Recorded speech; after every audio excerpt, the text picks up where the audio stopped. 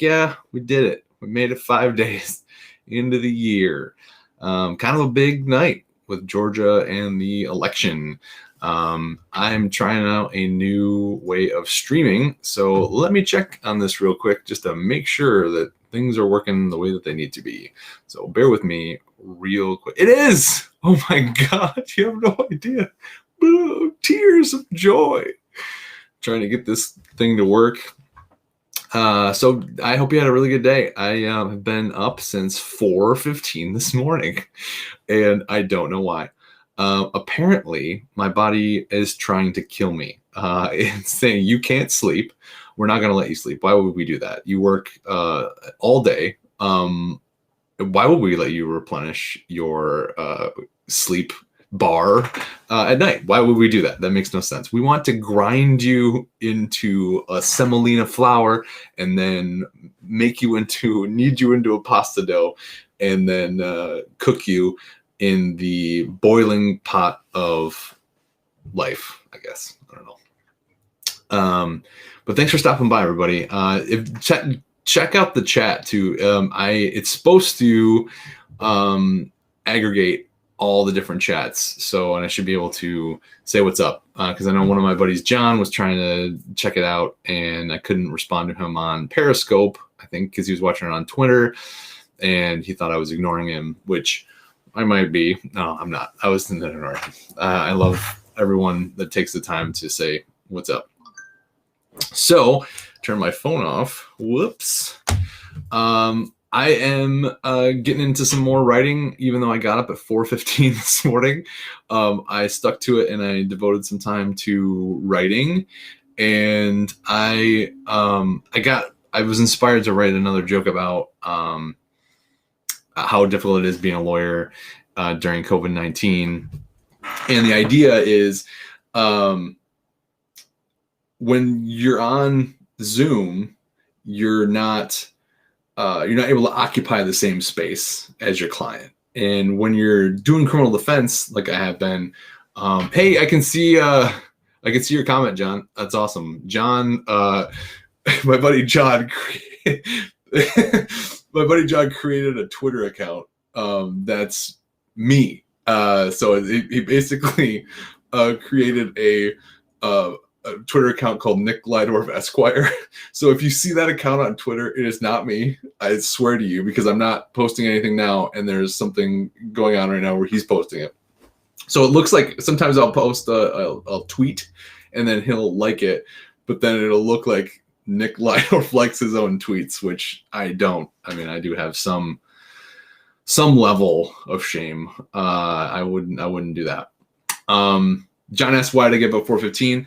No idea. I have no idea. Apparently, this year I have been gifted the gift of adult acne and insomnia, which I'm hoping goes away. It's an homage, John says. I don't know what it's I don't know what's an homage to. I don't know. But the point is so when you're a lawyer in doing criminal defense, you occupy the same space as your client. That's important because you want to be able to communicate with your client, and also when they say dumb shit, you want to be able to smack them in the head. And it's when they're criminals, they're not really bright. They think they're bright. They think they're really smart. And that's kind of part of the criminal mind is they think that they're far more intelligent than what they really are. And they're not. And normally when people that aren't trained to speak in court when it's a pressure situation, usually it falls apart. And that's what's so difficult on Zoom, because I'm not occupying the same physical space as them. I need to be able to smack them around a little bit when they start saying stupid shit. And I don't be able to do that. So what am I supposed to do when I'm on a Zoom hearing and my client's on a Zoom hearing? And the only thing I can really think of doing is like turning into Red Fox from Sanford and Son and just fake like a heart attack and be like, "Oh, Elizabeth, this is the big one," and then I can't do that many times. You can only really do that probably once, because people will know that you're not dead. And my insurance is really bad. I have really bad insurance, so it's not going to cover the hospital. It's not going to cover the ambulance visit, so that's going to be it's going to be expensive. And I don't know if I want to really. That's a one-shot thing. I don't really want to blow that on just anybody, you know. So I think John asks, do you think you might have sleep apnea? I don't. I don't snore. It's just, I don't know if anyone has this where I just wake up. I have to urinate. I don't think I have prostate issues. I'm turning 40. I don't want to do that. Can there be a home test for and something that we don't have to go to the doctor to do? I mean, I'm not looking forward to, I don't think my prostate is the problem, but I do urinate in the middle of the night. I don't know, do you guys pee in the middle of the night? I'm assuming. I was an only child. My wife's an only child, so we both get up and pee in the middle of the night. I'm assuming that's what normal human beings do. Urinate. They make urine, and then they have to get rid of it.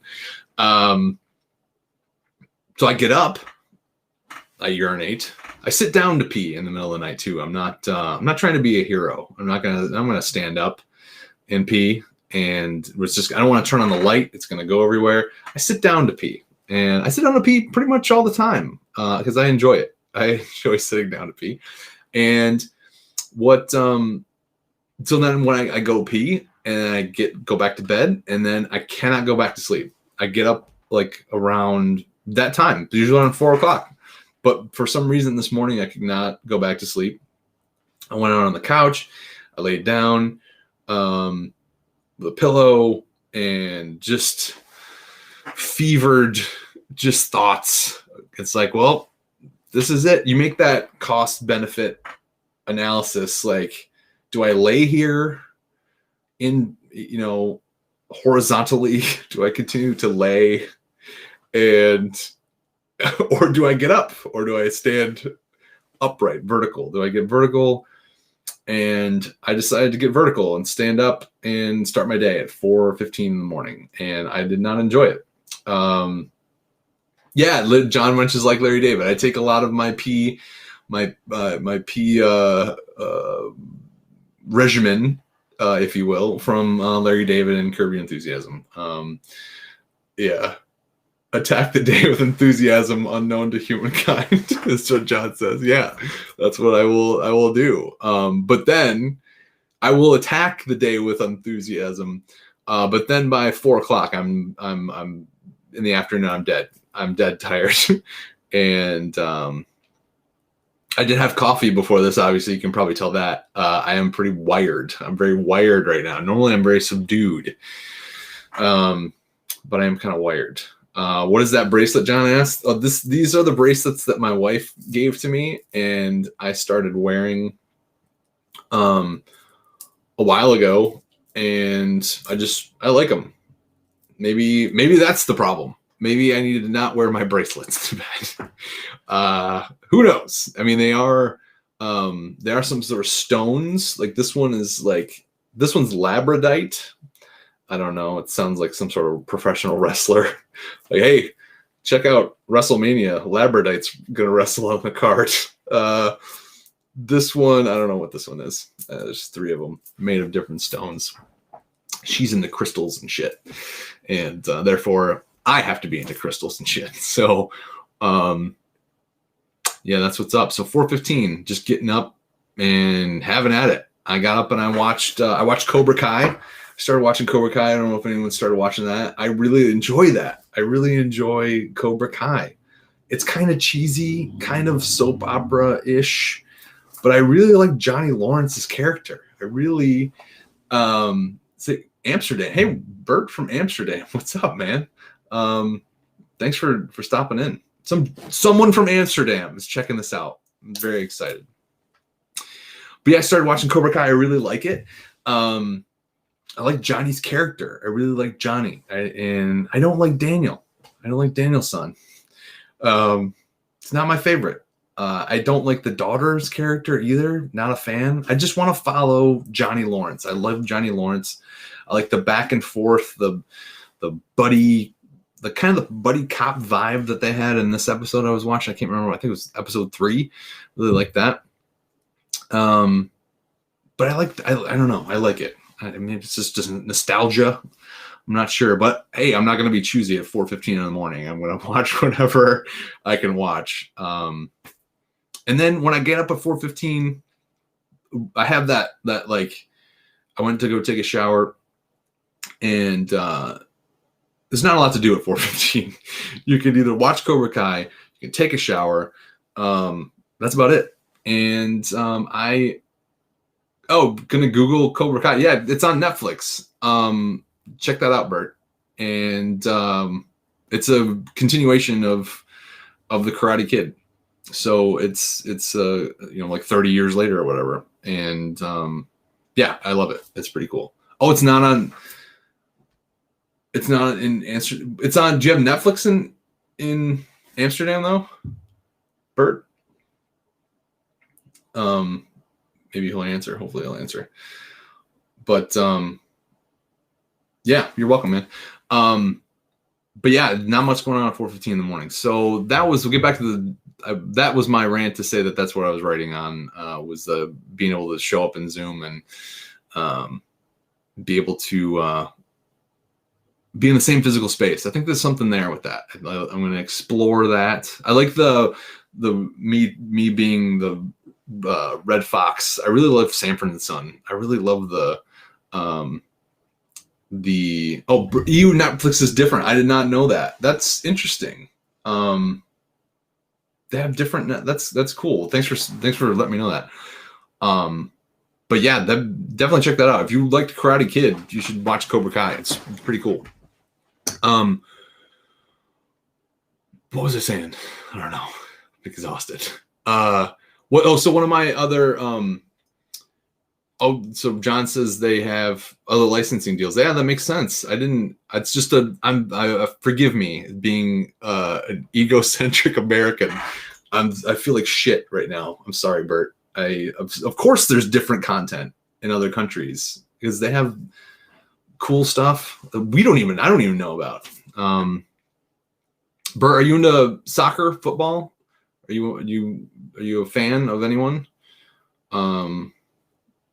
Ajax, is that a team that you support? I think that's Denmark. I'm not sure. Anyway, but yeah, Will says, have you heard that people used to sleep in 2 shifts? What? Because there wasn't electric light to keep us up, so they go to bed shortly after it was dark, get up in the middle of the night, fuck around, then go back to bed before the sun came up. Wow, that's interesting. I did not know that. That's an interesting sleep cycles. I might look into that. I know that I think Ben Franklin would get up like really early, and there's I saw an article one time where they did they put sleep cycles of geniuses next together, like Thomas Edison and like Ben Franklin and just some other geniuses. Can't really think of it, but it was cool to see like what times they would sleep, and a lot of times they would sleep at off hours, or they were up at off hours instead of being asleep at normal time. They'd be up at 3 in the morning, and yeah. So, Ajax is Dutch. Oh yeah, cool. So you in Ajax, they've got like a really cool. So Bert's from the Netherlands, just catching you up. He's watching on Periscope, and I'm super excited to have someone from another country watching this. But yeah, I'm really into soccer, or we call it soccer, or football. But yeah, I love European soccer, football. I love how it's completely different than American sports, and I love it how, like for instance, the Premier League in England. I love how if you lose, if you're a shitty team and you're in the bottom 3 in the Premier League in England, you go down to the other team. You go down to the lower league to the championship. I love that. I love it's like accountability. And I love that if you suck, there's going to be consequences, and that's what I love about soccer in England, and they do it in other countries too. But we should bring that to they should bring that to United States sports, like American football, because then we wouldn't. There would be tiers. There would be like, first tier is obviously like the NFL. Second tier would be like something like Arena League or XFL or something like that, and they work together, right? So I'm from Michigan, so I'm from the hand part of the United States, and I play Football Manager on PC, and I love that. But what I love about soccer is how there's consequences for sucking, being a shitty team, and it's funny how like people make fun of socialism and how socialism is so bad, but in the NFL, the Lions can suck for absolutely 50 years and they still get draft picks because they suck. Well, what do you think socialism is? It's the exact same thing. They suck. They're terrible. And yet we're going to support them and try and make them better and try and make everyone the same and give the sucky teams draft picks to get good players to try and make them better. But it doesn't work. If you have teams that are really bad at picking players in the draft, like the Lions have been terrible over multiple years, they had like the worst. I mean, they had Andre Ware in the 91, I believe. They had Charles Rogers, which I went to Michigan State. He was awesome, but in the NFL, he sucked. They had let's see. The one guy that was from Cal, running back, and he played for like 4 games and hurt his head and concussions. And but so my point is like that's what I love about European football and European soccer.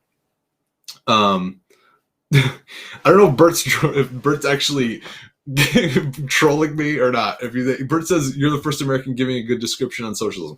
I don't really know how it works, but if that's cool, then yeah, Javid Best. Thanks, John. That was that guy, the draft pick from the Lions that hurt his head and they was done essentially after that. Will says, I feel like you'd be super creative in the middle time of the night. I think so too. I think there's no distractions about being at that time. And I think that's probably what appealed to geniuses. They can quiet their mind and focus on like what they want to focus on. And there's nothing else going on. But yeah, I like that accountability. I like so if the Lions suck, they're going to go down to the tier below the NFL. And, then there'd be probably, I don't know how many tiers there are in English football. Seriously, I think there's like 4 that you really hear of, I think. So if you keep sucking, then you keep going down, down and down and down. And then if you win, then you keep going back and back up. But like there's a team in the Premier League in soccer right now, Leeds United, which is a great documentary on Amazon. It's called Bring Me Home. I think it's Bring It Home. Just go to Amazon Prime, and it's a soccer documentary, football for Bert. Sorry that I'm calling it football, soccer instead of football, Bert. But you watch this, and it's such a great documentary. They talk about how the team was mismanaged, how they were really great in the 80s and 70s, and they were fantastic. And they won the Premier League, and they won the Champions League, which is like all the champions in Europe get qualifying spot. Each league gets so many qualifying spots. So in the Premier League in England, they have 4 automatic qualifiers. They have possibly 2 other ones. And then all these other teams get into this thing called the Champions League. And then they have different rounds. And then eventually the last 2 teams play, and they're the best team in Europe. And it's cool. It's a lot of fun. And Leeds won that, and they were amazing team. And they had like some of the best players in Europe. And then after, it just got mismanaged for years and years and years. And they were just absolute crap, and then they moved down to the championship, and they were there for 15 years, I think. And they had to downsize everything. They were this amazing team. Everyone feared them. And over the years, they just kept, losing players, and they just were sucking. And then they had to build themselves back up. And that's interesting that, they needed to change what they were doing because they didn't want to stay in that league. But with my point, I guess, with the Lions just sucking in the NFL, there's no incentive for them to get better, really. I mean, they're owned by the Fords, who have ridiculous amounts of money. Just like they couldn't spend it all in a lifetime, the amount of money that the Fords have. Like, just stupid. Enough that they can play around with a football team amount of money. Like, that's so much money. Like, it's like you don't just own a football team and that's your business. You own a tech company that's worth billions of dollars, and then you're like, oh, I'll screw around and I'll buy a football team. But the Lions have no incentive of being good because people just buy their shit. They're so loyal. They're still so loyal. They don't go bankrupt. Yeah, so they don't go bankrupt. There's not the level of financial intervention that they have for NFL teams, for American football, that they have for European soccer teams. They don't have the same thing. So there's like financial fair play in the soccer arena in England and Spain and all these kind of different places. In America, they take all of this money that they get from TV revenue and everything, and they divide it up amongst all the teams, regardless if they're terrible or if they are amazing. And Bert says the Lions keep fans. Yeah, they do. I have no idea why we keep supporting them. I have no idea why people buy their stuff all the time.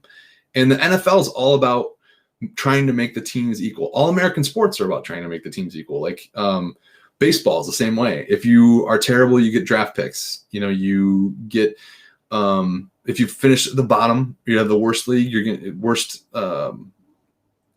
record. You're going to have the highest draft pick. And we're all about making things as equal as possible. And even with soccer, even with like soccer in the United States with MLS, it's the same thing. We try and make everyone equal. And I don't know why that is. Because it's way more interesting when I watch soccer. Everyone talks about like, oh, it's just so boring and all this kind of shit. And then like Will's talking about one of our football coaches and history teachers said he always called soccer 100-yard volleyball. And Bert says he wants to work at the Lions. I do too, Bert. There's no other job that you could have where you're just terrible at it and there's no accountability whatsoever than like American football. So what's so interesting about soccer for me, though, is you've got these teams that are at totally different financial structures. You've got so Manchester City is owned by a sheikh in Abu Dhabi. I think that's where he is. So he has a ridiculous amount, like even more than the Fords have money. Like that dude who owns Manchester City has, he thinks of the Fords as like being poor. Like that's how much money he has. So he owns Manchester City football team along with some other people, and partly owned by Oasis, which is the Oasis brothers, the Gallagher brothers. They own part of Manchester City too. So that team is so rich, but then they'll play someone like Brighton Hove Albion in the Premier League, and that team has barely any money at all. They'll have 1/30th the payroll of them, and it's so cool to watch them compete. And I find it incredibly interesting because any day one of those teams can, if they fight it out, they can get a draw. Like they tie. So like, how can you tie? Well, it's super interesting to me to see that, like, shouldn't Manchester City win every game because they have the best players in, the world? Manchester City, Manchester United, two top teams in Europe in the same city. They should win every game. Liverpool should win every game. And Ajax, that's why I like Ajax, because they have they beat all these teams. They have this like youth system that they bring in players from all over the world, and they train them up. And unfortunately, it gets to a point where when they're at Ajax, they're like, I can make 50 times what I'm getting paid here and go to a Manchester City or a Real Madrid or Barcelona. And but it's so interesting how the differences in finances, and I think it really holds these teams accountable, and we just don't have that. Yeah, the rich clubs get lazy. That's right, and it's exactly the same thing in the NFL. We've got all of these teams, like, Jesus, there's so many of them. The Lions are just like the worst. They're the worst franchise in NFL history. What other franchise was as bad as the Lions? I can't really think of any. I mean, then you've got these other teams like the Baltimore Ravens. Amazing front office. They bring in talent, and now they've got Lamar Jackson, who's just like a generational talent. So how does this happen that all these teams just able to get talent and be good every year, and the Lions just suck all the time? There's no accountability. I think that's what the answer is. It would be cool if the Lions had to move down and then got their shit together and then had to come back up. I don't know. So yeah, Ajax educates their own talent. That's what they do, and it actually makes financial sense if you have a great. We call it like a farm system in the United States for like baseball teams. So if you have a great farm system, you cultivate this talent, and then you sell it off to these other things. They do the same thing in Europe, which is kind of weird that you can sell people. It's kind of maybe that's why we don't do that in the United States, because we have a kind of a bad rap about selling people. So I don't know. Yeah. So I don't know. I'm thanks so much for sticking around. I will be back tomorrow. I'm not sure what time I'm gonna do it, but I really appreciate you all checking in. And if you have suggestions about this, we're also tomorrow night, we're going to do this at 7:00 Eastern time. And I'm going to bring on my buddy, Will Green, comedian, went to the same high school.